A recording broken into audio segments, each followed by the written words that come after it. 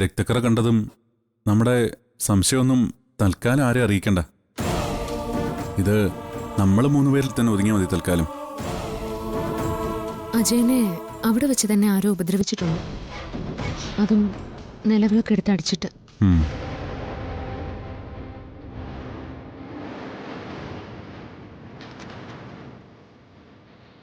അതാ നിലവിളക്കിൽ കണ്ട രക്തക്കറ. ചിലപ്പോ ആ അടിയിൽ അവൻ അവശനിലയിലായിട്ടുണ്ടാവും. ഇല്ലെങ്കിൽ അവനിപ്പോ ജീവിച്ചിരിപ്പുണ്ടാവില്ല. ഞാൻ രണ്ടാമത് പറഞ്ഞതാണ് നടക്കാൻ കൂടുതൽ സാധ്യത. കാരണം ഇത്രയും കാലം അവൻ ഒളിവിൽ കഴിയേണ്ട കാര്യമില്ല. അനഘയുമായിട്ടുള്ള വിവാഹം നടക്കാത്തതിന്റെ ദേഷ്യത്തിൽ അവൻ ഇവിടേക്ക് വന്നേനെ. ഇതുവരെ വരാത്ത സ്ഥിതിക്ക് അവൻ ഇവിടെ വന്ന ആരെയാണോ ബാധിക്കുന്നത് അവര് തന്നെയാ അജയനെ അവസാനമായിട്ട് ജീവനോടെ കണ്ടിട്ടുള്ളത്.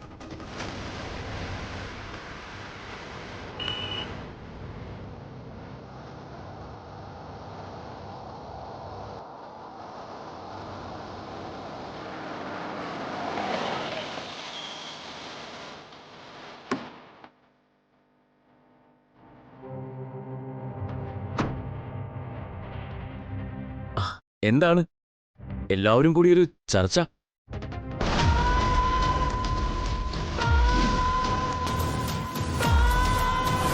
ഞാനും കൂടി വേണമെങ്കിൽ എന്റെ അഭിപ്രായം പറയാം.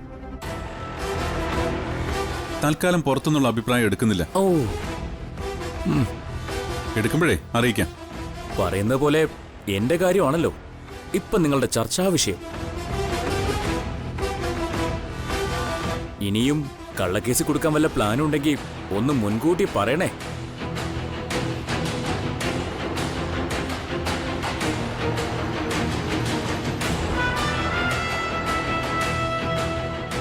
ഷാഹിർ മുഹമ്മദ്,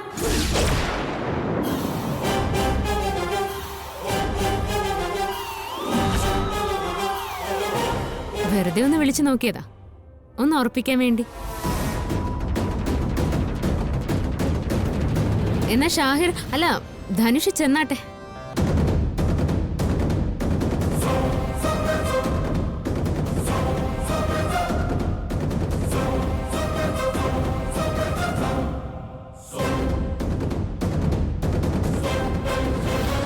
എന്നാ ഞാൻ പോട്ടെ ഏട്ടാ. അല്ല, അപ്പൊ നീ അച്ഛനെ കാണുന്നില്ലേ? വേണ്ട, ഇനി ഞാൻ അകത്ത് വരുമ്പോ അവനിനി അവിടെ കണ്ട ഞാൻ പിടിച്ച് ഇടിച്ചു വന്ന് വരും. അതുകൊണ്ട് ഞാൻ പിന്നീട് എപ്പോഴെങ്കിലും വരാം. എന്നാ ശരി, ചെല്.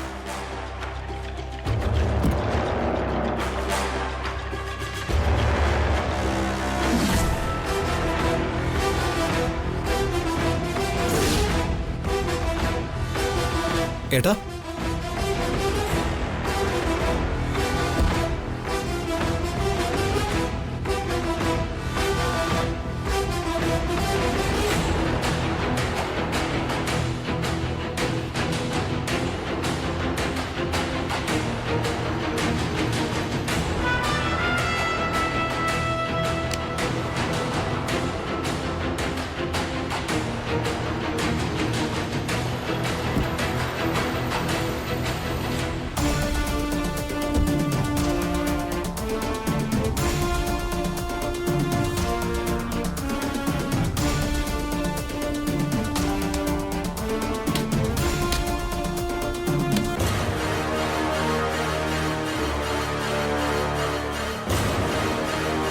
അതെ, അത് ഈ വണ്ടി നിളകി വീണ വീൽക്കപ്പ് തന്നെയാണ്.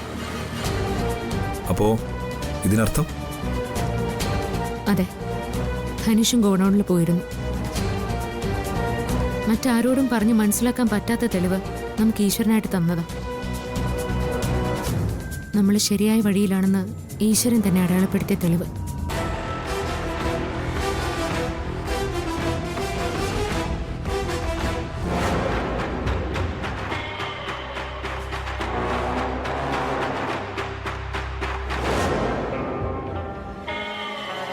ഗോഡൌണിൽ നിന്ന് തുടങ്ങിയിട്ടുള്ളൂ അവര്. അതായത് അജയൻ മരിച്ച സ്ഥലത്ത് നിന്ന് മണം പിടിച്ച് ബാക്കി കൂടി കണ്ടെത്താൻ വലിയ പ്രയാസമൊന്നും കാണില്ല അവർക്ക്. ആരും കാണാത്ത സ്ഥലത്ത് നീ അവന്റെ ബോഡി മറവ് ചെയ്തു നീ അന്ന് പറഞ്ഞത്.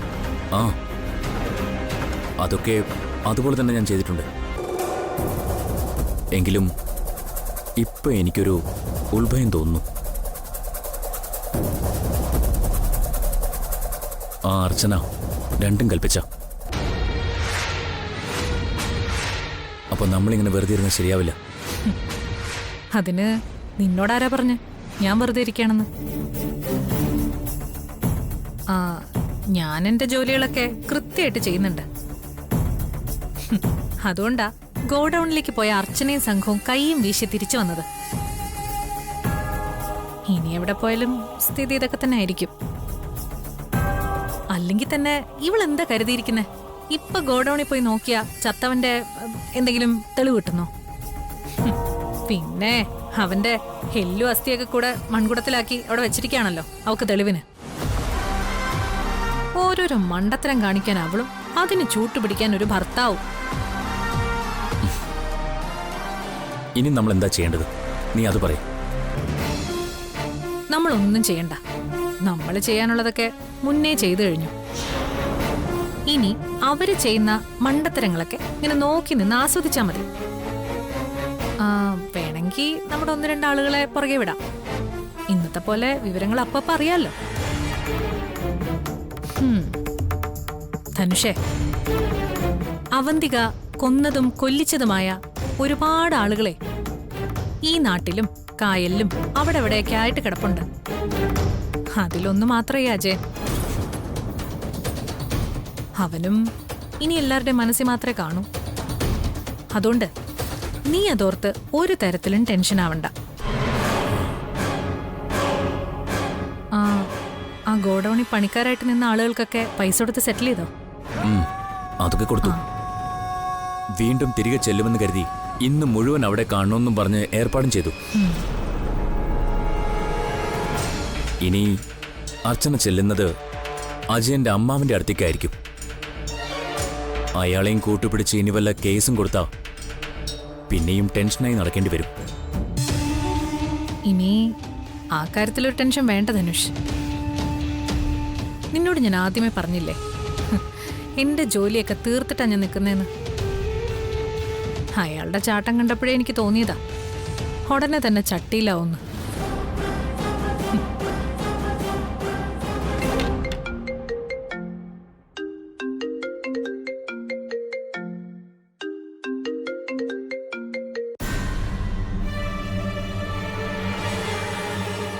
ആ ഡോക്ടർ.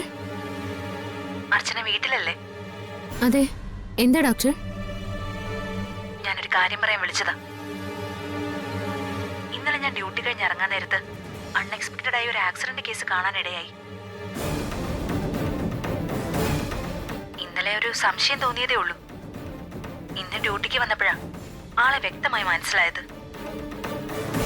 ആരാ ഡോക്ടർ? നമുക്ക് വേണ്ടപ്പെട്ട ആള് വല്ലതും ആണോ?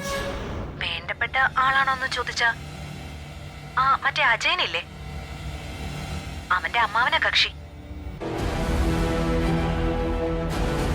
റോഡില് ആക്സിഡന്റ് പറ്റി കിടന്നതാ നാട്ടുകാരാ ഇവിടെ എത്തിച്ചത്. അജയന് വേണ്ടിയുള്ള തിരച്ചിലല്ലേ ഇപ്പൊ അർച്ചന. അതുകൊണ്ടാ ഞാൻ വിളിച്ചു പറഞ്ഞത്. ഡോക്ടർ, എനിക്കൊരു ഉപകാരം ചെയ്യണം. ഞാൻ അവിടെ എത്തുന്നവരെ മറ്റാരും വന്ന് അയാളെ കൂട്ടിക്കൊണ്ടു പോവാതെ നോക്കണം. അയാളെ ആരും കൂട്ടിക്കൊണ്ട് പോവൊന്നുമില്ല. ഇവിടെ അഡ്മിറ്റ് ചെയ്തിരിക്കുക. ശരി ഡോക്ടർ, ഞാൻ വേഗം അങ്ങോട്ട് വരാം. ശരി.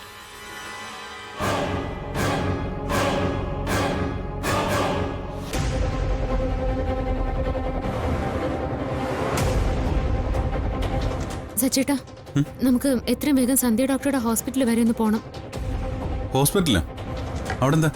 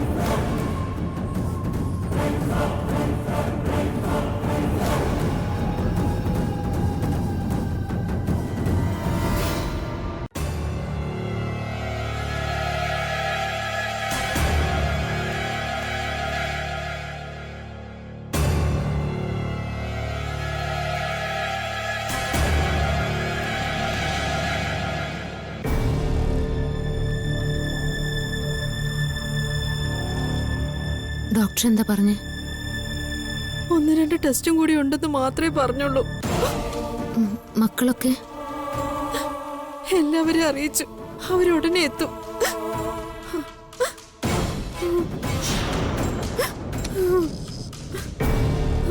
നിങ്ങൾ എന്റെ കൂടെ വരൂ. നിങ്ങളാണോ സന്ധ്യ ഡോക്ടർ പറഞ്ഞ? അതെ. എങ്ങനെയുണ്ട് ഡോക്ടർ? ഒരു 6 മാസമെങ്കിലും മിനിമം കിടക്കേണ്ടി വരും. നല്ല വേഗത്തിൽ വന്നൊരു വാഹനം ഇടിച്ചെന്ന അവിടെ കണ്ടുനിന്നവർ പോലീസിനോട് പറഞ്ഞത്. തലയ്ക്ക് പൊട്ടലുണ്ട്, ഇടത് കാൽ ഒടിഞ്ഞിട്ടുമുണ്ട്. താടിയിൽ പൊട്ടിയത് കാരണം കുറച്ച് നാളത്തേക്ക് സംസാരിക്കാനോ ആവില്ല. ഞാൻ അദ്ദേഹത്തിൻ്റെ ഭാര്യയോട് ഡീറ്റെയിൽ ആയിട്ടൊന്നും പറഞ്ഞിട്ടില്ല. മക്കളൊക്കെ വന്നിട്ട് അവരോട് പറയാമെന്ന് കരുതിയത്. പിന്നെ സന്ധ്യ ഡോക്ടർ പറഞ്ഞതുകൊണ്ടാണ് നിങ്ങളോട് പറഞ്ഞത്. Thank you doctor.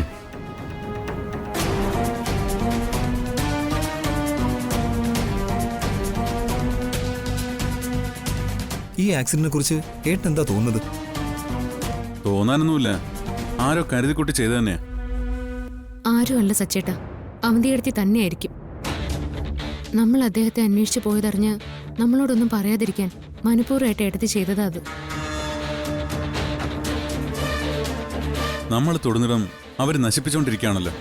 നമ്മൾ ആരെ ഫോക്കസ് ചെയ്താലും ഒന്നുകിൽ അവർ മരിക്കും, അല്ലെങ്കിൽ ദേ ഈ അവസ്ഥയിലാവും. ഇനി നമ്മുടെ മുന്നോട്ടുള്ള ഓരോ കാര്യവും പരസ്യമാവാതെ നോക്കണം. നമ്മൾ കാരണം ഇനി ആരുടെയും ജീവൻ നഷ്ടമാവരുത്. നേർക്ക് നിന്നല്ലല്ലോ സന്ദീപേ അവരോരോന്നും ചെയ്യുന്നേ. ഇപ്പോഴും നമ്മളെ നിരീക്ഷിക്കാനും എന്ത് ചെയ്യുന്നു അവരെ അറിയിക്കാനും ഇവിടെ പോലും നമ്മളെ ഫോളോ ചെയ്ത ആരും ഉണ്ടെന്നുള്ളത് തീർച്ചയായും എനിക്ക്. അതുകൊണ്ട് ഇനി എല്ലാ കാര്യങ്ങളും രഹസ്യ സ്വഭാവത്തോടെ വേണം ചെയ്യാൻ. സന്ദീപ് പറഞ്ഞ പോലെ നമ്മുടെ ആവശ്യങ്ങൾക്ക് ഇതുപോലുള്ള പാവങ്ങളെ കുരുതി കൊടുക്കരുത്. ഇനി ആദ്യം നമ്മൾ ചെയ്യേണ്ടത് ധനുഷിന് അജയന്റെ മരണവുമായിട്ട് ബന്ധപ്പെട്ട് എന്ത് പങ്കാണുള്ളതെന്ന് തെളിയിക്കുക എന്നുള്ളതാ. കാറിന്റെ വീൽ കപ്പ് വെച്ച് നമ്മളൊരു നിഗമനത്തിലെത്തിയതുപോലുള്ള ചെറിയ ചെറിയ തെളിവുകൾ ശേഖരിക്കാൻ കഴിയണം. ഇതിന്റെ എല്ലാം ശിക്ഷ ഒരുമിച്ച് കൊടുക്കാനായിരിക്കും ഈശ്വര തീരുമാനം. അതാ എല്ലാത്തിൽ നിന്നും അവന്തിയെടുത്തേയും ധനുഷ് രക്ഷപ്പെട്ടു പോകുന്നത്. അങ്ങനെ കിട്ടുന്ന ശിക്ഷ ഒരിക്കലും ചെറുതായി പോരുത്. അതാ നമ്മുടെ ഉത്തരവാദിത്വം.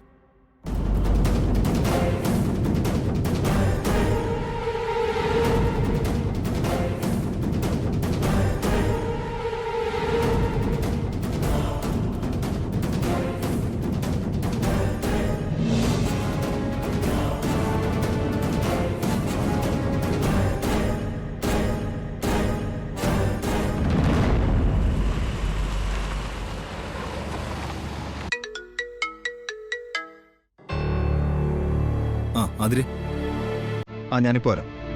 ഞാനിവിടെ നിന്ന് ഇറങ്ങി. അതൊക്കെ വന്നിട്ട് പറയാം.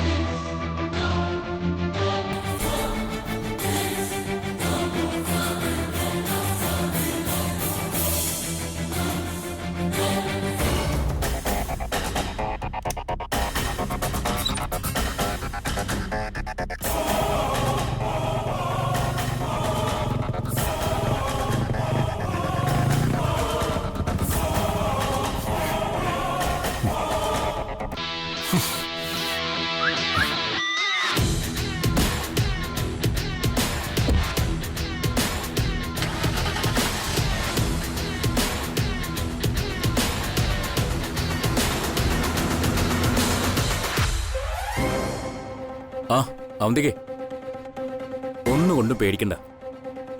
നമ്മുടെ പ്ലാൻ അതുപോലെ വർക്കൗട്ട് ആയിട്ടുണ്ട്. നമ്മളയച്ച ആളുകളുടെ ട്രാപ്പിൽ സന്ദീപ് ശരിക്കും വീണിട്ടുണ്ട്.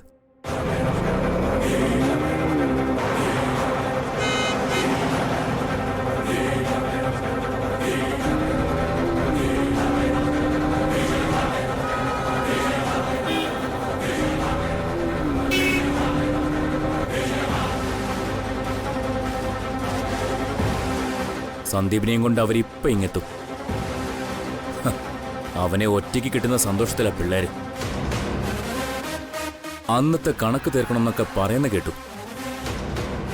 അജയൻ മരിച്ച അതേ കെട്ടിടത്തിൽ തന്നെയായിരിക്കും സന്ദീപിന്റെയും സമാധി.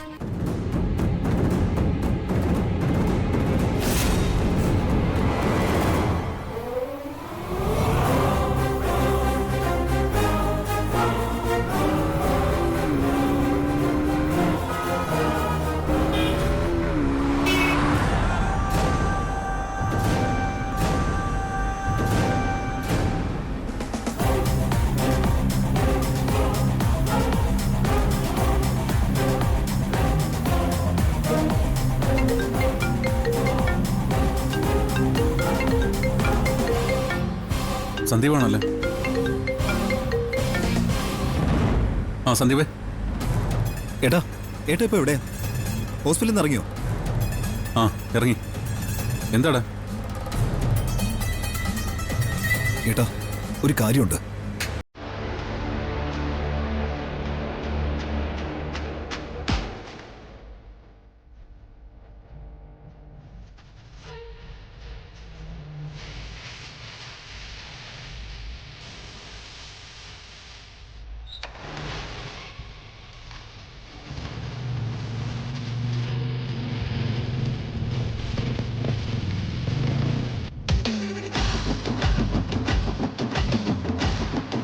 എനിക്ക് ഉറപ്പാട്ടാ ഇത് അവന്മാരെ തന്നെയാ.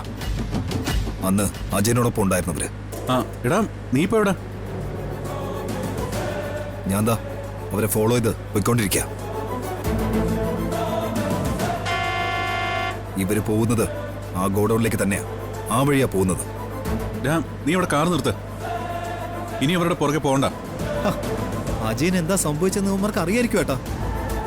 അവന്മാരെ കൊണ്ട് ഞാനത് പറയിക്കും.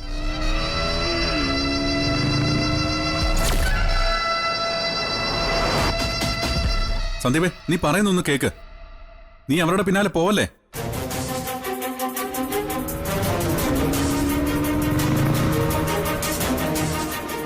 ഏട്ടോ ഒന്നുകൊണ്ട് പേടിക്കണ്ട. ഞാൻ പോയി വണ്ടി നിർത്താനല്ലേ പറഞ്ഞത്?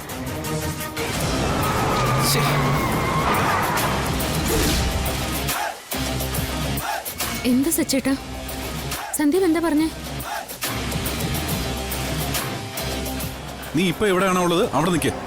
ഞാൻ ദാ വരുന്നു. വന്നിട്ട് ഒരുമിച്ച് പോവാം.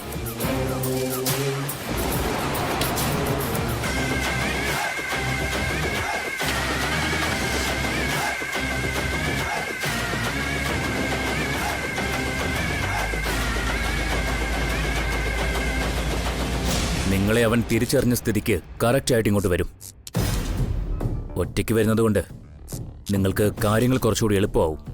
ഇവിടേക്ക് വന്നു കയറുന്ന സന്ദീപിനെ ഇനി മറ്റാരും കാണരുത്. മനസ്സിലായല്ലോ? മനസ്സിലായി.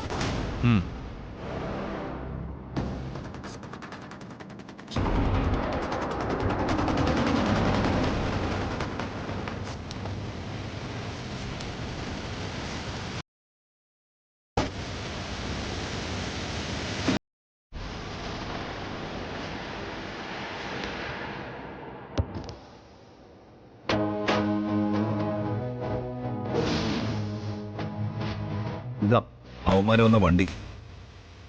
അർച്ചന വണ്ടി തന്നെ ഇരുന്നാൽ മതി. ഞങ്ങള് അവന്മാരെ കണ്ടിട്ട് വരാം.